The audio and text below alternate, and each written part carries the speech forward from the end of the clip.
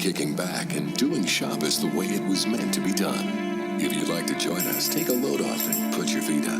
No need to put your name on the wait list. You're already a VIP. Oh, and you might want to hold on to your jacket. It's pretty chill in here.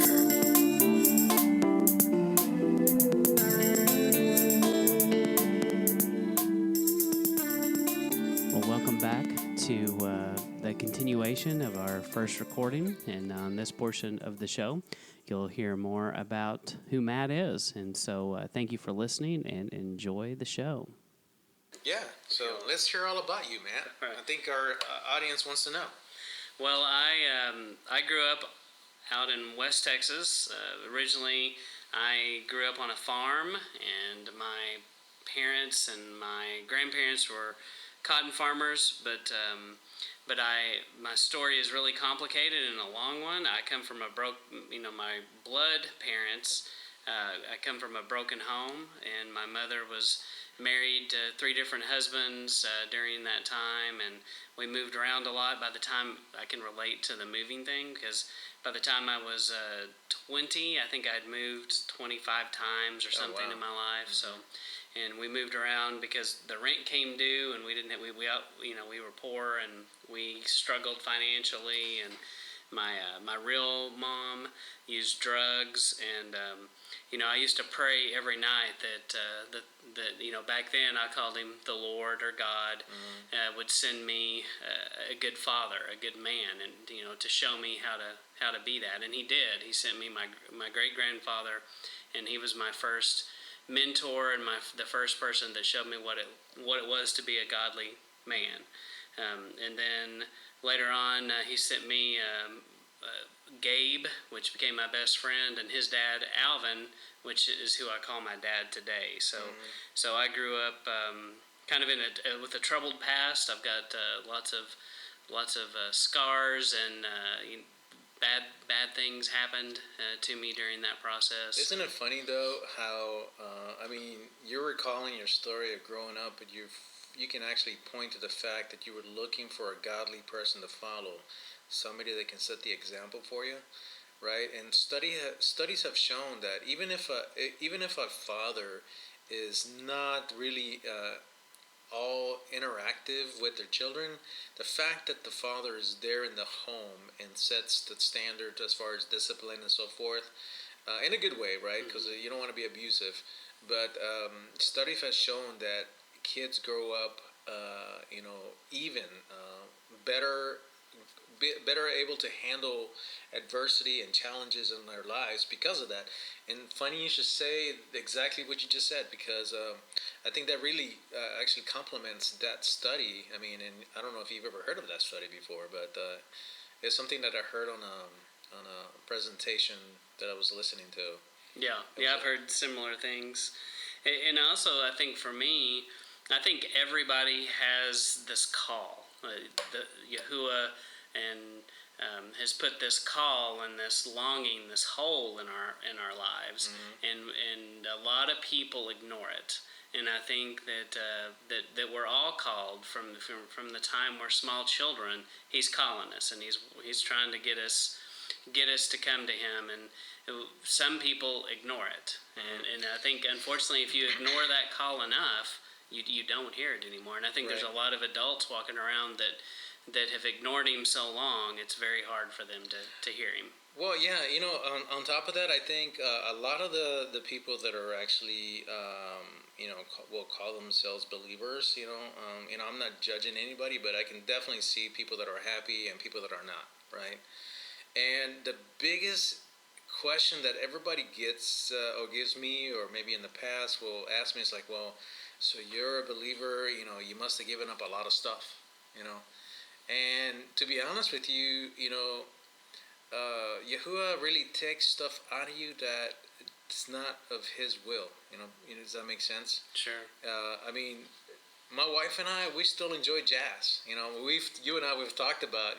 We go to jazz lounge here in Fort Worth, and we just enjoy the music. And when they have the jam sessions, oh man, it's some good music, and just being able to listen to the music and just talk and just sit there and just enjoy it is something that we like to do. And So Yahuwah doesn't want you to give up things that are not damaging to your life. You know, Right. what we give up really is those things that are going to damage your relationship with each other or with Him. You know, and He takes those things away from you. Yeah. And because He gives you a different heart. You know, people always pray, it's like, may it be your will. You know, but if you're in His will, then you're doing exactly what He wants you to do, and He gives you the desires of your heart. You Right. know, and it's such a revelation when you really understand that. You know, so that's great. Um, so go ahead. So what else? The other thing we wanted to talk about. Well, I grew up Church of Christ, and Oh, yeah. that was kind of where my background came from, which was pretty conservative, and but I was baptized by a Church of Christ preacher. You know, my great grandmother, she. You know, I do want to put a plug in for grandparents, and anybody that's listening, if you're a grandparent and you've got a child out there, spend time with that kid, especially if your own children have gone astray and they're not doing the things that they know to do, maybe that you've taught them to do. Being active in their life can make a big difference. And my great grandmother, every afternoon, she would read the Bible for me, and this would be in the summers when I would be there. And she basically made me take a nap, and so I didn't nap very well, and so she would read, Right. and so I can remember very specifically her reading Exodus and reading the Old Testament to me, and that those seeds were planted, and that's what I feel like grew today, and kind of where I'm at, or a lot of seeds that she planted, and she had no idea she was Church of Christ, and this was not on her radar, but the Father had other plans, and He was sowing these seeds, and she was just doing what she was supposed to. Hey, so isn't it funny that even some of the things that it's ingrained in our memory that we recall, even in conversation. For example, you just use the term the Old Testament, right? Right. And see, that's something that's been ingrained into our belief system. And really, when you're talking about the Old Testament, you're talking Torah, right? And when Yeshua was talking to his Talmudims or his followers, I don't believe he was quoting anything in what we would call the New Testament, correct? He definitely didn't call it that. Right. Well, he would be quoting Torah, right? Scriptures, the prophets, which people would say today that they would call it the Old Testament, right?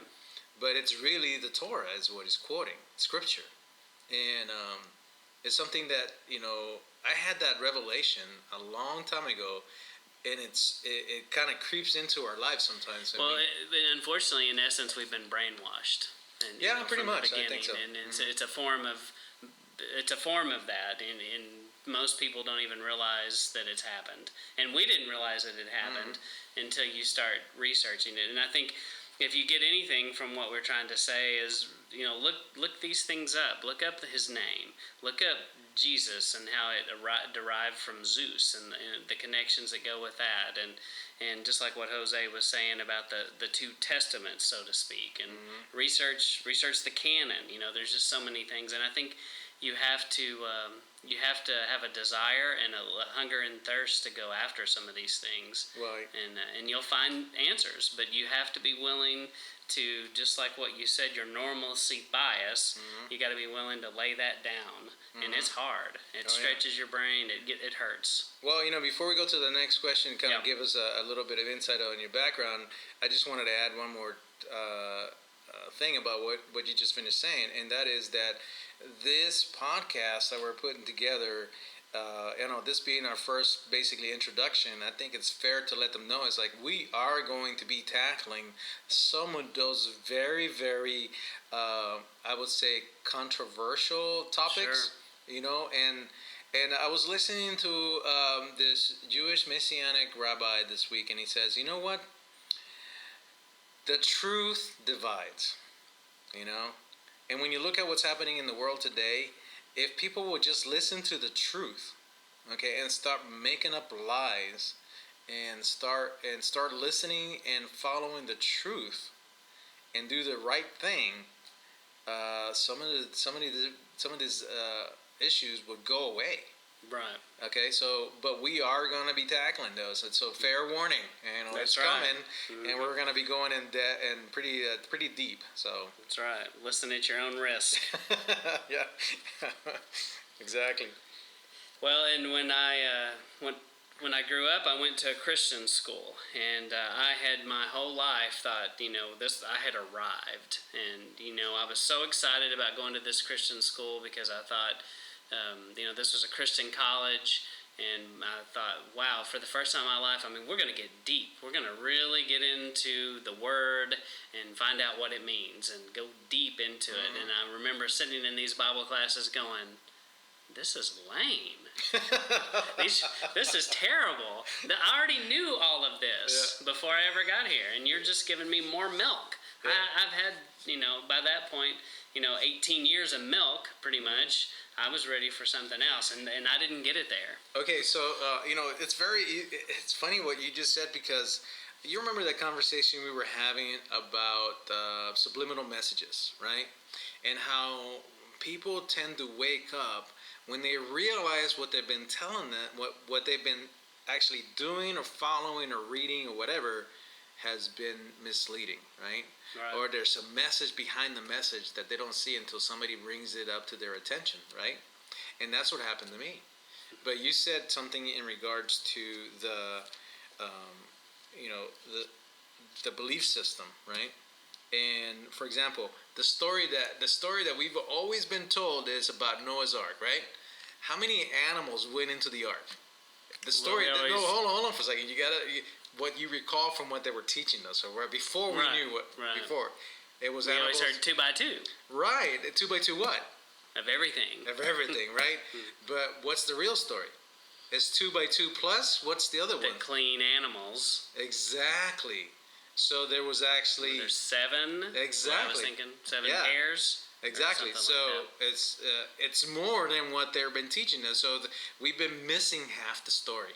Right. And I think that's pretty close to what we're trying to fulfill here. And our mission really is to tell the whole story. Right. Right. And kind of connect those dots for people. Yeah. And what you said earlier, and when we first started talking about going back and doing the research. Don't just be a pew warmer. Don't just sit there and listen to what they tell you. Investigate, question, be active. Be an active listener. Be an active member and Messiah. Right. And growing up, I had so many questions, and that's part of the what I want to do in the podcast too, is bring up these questions that I had as a kid, because you may have them now too. And I had so many questions, and nobody had answers for me. And I would ask, and I just got these answers that meant nothing. And but as a kid, I was still like, that didn't answer my question, But I kept pushing it, and I never let go of those questions. And as I dove deeper into Torah and following the Hebrew roots, for lack of a better term, that it answered so many questions, and it eliminated inconsistencies that I saw in the Bible. And it took all those away. So, and for me, what happened is I was working with a guy who had read this book, and it's a book published out of the Northwest somewhere, and it's a Hebrew roots book, and it explained about how the Bible basically had been hijacked, kind of what we just talked about. Right. And so he gave that book to me, and he's like, "Hey, Matt, this is the journey we're going on. You just ought to look through this. You ought to read it and see if it appeals to you." And I took it home, shared it with my family, and my wife. She quickly jumped on board. But that's kind of where it started with me. I had never really thought about anything Hebrew related, and I had to. My normalcy bias was to go, "I'm not a Jew. I can't. What?" And so I dealt with that, and I think that people listening to us, that's something that may come up that you have to deal with, and people asking you questions. Are you trying to be Jewish? And dealing with, what do you do when someone says that to you? Mm-hmm. Can you? Right. So I always look at. So people say, hey, you gotta imitate, those people that you want to be like, right? So I always tell people, I want to be like Jesus. I want to be like Yeshua. Okay, his name was not Jesus, it was Yeshua or Yahushua, right? If we want to pronounce it correctly. And he spoke Hebrew or Aramaic. He grew up in a Hebrew home. His parents were Jewish. He was circumcised on the eighth day. Not that I want to be circumcised, now, but that happened a long time ago. He observed all the feasts. He observed all the feasts. He followed observed that. Sabbath. Yeah, exactly. He ate clean foods. Exactly. So if we're gonna say, hey, you know what, I want to be just like him, then I think we gotta investigate who he really was and how he really lived. Not this fairy tale story that we hear in the churches of today. Does that make sense? Right. And so that's what really, and we're talking about the truth here, right? Exactly. And remember, we said the truth divides. So people may be thinking right now, and they're like, wow, I never really didn't even think about that. I don't know if I like it or not. And heck, we've been through that, right? Sure. Heck, I remember the first time I had somebody talk to me about Hebrew roots. I'm like, what? What are you talking about, man? I almost got into a fight with him, So. It is hard because all you hear at that moment is, you're telling me you have to be Jewish, and your brain has a hard time adjusting to it. Yeah. About what it really means. Well, we've been trained, like you said, we've been brainwashed to believe in one way, one particular mindset. And it's not a Hebraic mindset, it's basically a Greek-Roman mindset. Sure. Okay, and so we got to understand that, first of all. Where is the current belief coming from, and how is that influencing us, right? Right. And you said earlier about, going through Christian school. I forgot to mention earlier that I was actually in seminary. And funny story about what you said about being lame. I can't remember sitting in the Bible class or what they call the Old Testament, and it was like so shallow. I was like, oh my goodness, you can't drown in this. Right. It's ankle deep, And I'm thinking to myself, I was like, wow, this is what is being taught. And what's crazy too is the professors, and so many of them, they think it's really deep. They think it's meat, and they have no idea. Well, we were reading more about people that and their interpretations on the Bible than the Bible itself. Right. What everybody else said. Exactly. Yeah. What everybody else says about it, and this is what you got to believe. And so I pictured like a parrot. So there was a bunch of parrots in that room, and we were being taught how to sing. Right. And how to pronounce the right things, and how to tell the same story that's been told forever.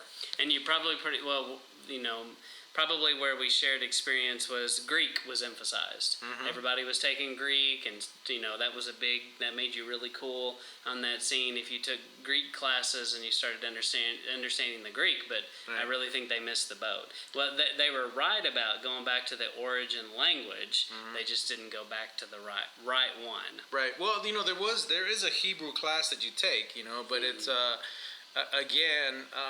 But it doesn't seem like it's an emphasis. It seems like there were Greek. There were multiple Greek classes, mm-hmm. and there just wasn't a lot offered on that end. Right. As far as the conversation going with people in regards to what as a minister, because I was getting my master's in divinity and also biblical archaeology, so that particular training process, right, was how to present a message, right? And one of the things they told me, and I'm sorry guys if you guys are going to get upset at this, but this is what your professors or your pastors are being told. You have a very short attention span, okay? Pretend like when you're talking to your kids, this is how they see you. Because they said you had 30 minutes to tell a story and convince everybody that you're right, and then because they probably won't do any research afterwards. So to me, that's a big insult, Sure. However, if the shoe fits, then you have to wear it. But what did we say earlier? Don't be a pew warmer. I say don't be a sheeple. There's way too many people that just follow blindly mm-hmm. and don't question, and we probably need to wrap it up. And I for sure think that's kind of a good thing to end on. Yeah. Is, we question things. Don't just accept it because some expert has said. You research it. We do have a book, and it tells us it is his very words for us, and they're all true. And I think that too many of us haven't really dug into it and taken it apart. Don't rely on what someone else says. Yeah, so I have, when you said that, I had a friend of mine that was writing a song one time, and the name of the song was "Looking Through Yeshua's Eyes." Okay, and some of the words is like things have to change. Things that you understand must change. And if you're looking through his eyes, then you're looking through Hebrew eyes. Okay, let that settle in. Yeah, that's good. You're not looking through any type of Greek or Roman eyes. You're looking through somebody that grew up in a Jewish tradition, and he basically understood Hebrew. So when you learn that culture, then you really can connect. Yeah. And I think that's key to understanding scriptures of today, especially in the time frame that we're in today. Well, I think you're going to have the last word. Say what you just said about the Hebrew eyes. Oh, okay, yeah. So, if it was a song that he was writing, it says things have to change. It says looking through Yeshua's eyes, then look through Hebrew eyes, something like that. Very good. All right, well, I'm going to call it, and thank you for listening. And this is Matt. This is Jose. And we're signing off. Thank you for listening. Welcome to the Shabbat Lounge, and we'll see you next time. Pretty chill in here. We welcome any questions that you might have or suggestions for future shows. Please submit them to itsyahushua.wordpress.com, or you can also email them to us. We look forward to hearing back from you. Shua1600@gmail.com. But we appreciate you listening, and there'll be more to come. Thank you for listening. Please subscribe.